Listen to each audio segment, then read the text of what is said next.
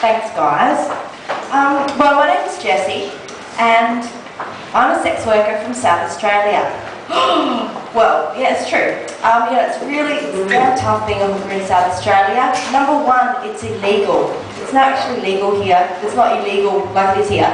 And where you'd advertise for this illegal service? In the local advertiser, of course, where they're allowed to charge you 3 times as much money as, say, a plumber. I think that prostitutes and plumbers do exactly the same job. They unblock pipes. Good, that's good, you laughed at that one. And when we advertise, we need to talk in code. There's all these lists of words that we're not allowed to say, which makes it very confusing. So if we want to say that we take it up the arse, we have to pretend that we're a wog. I've got a tiny nose. I'm totally a skip, and I could not say that I was a wog at all, or a Greek goddess.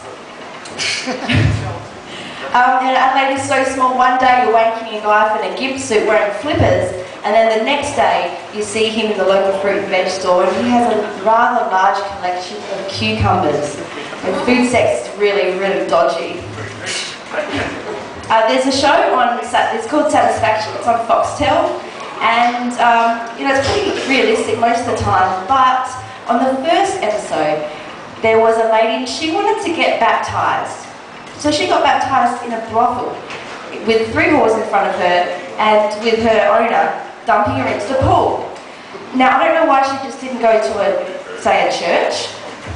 You wouldn't have maybe got a hand job unless you're an altar boy.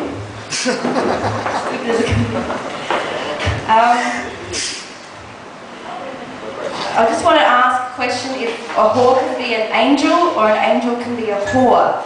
I'm really worried about the afterlife of being a whore. And so you get to heaven and there's Saint Paul there, Saint Nick, no, Saint Peter. And as you can tell, I've never read the Bible in my life. So you get there, hey, how you doing?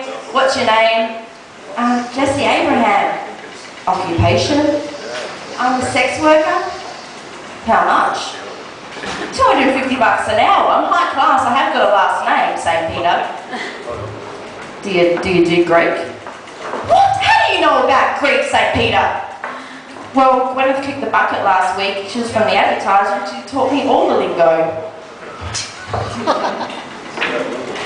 Our minister in South Australia, we're really known to have our cones and stuff, and we've got a new minister and he's a bit Catholic, so he wants us to ban the sale of bongs and pipes from any stores.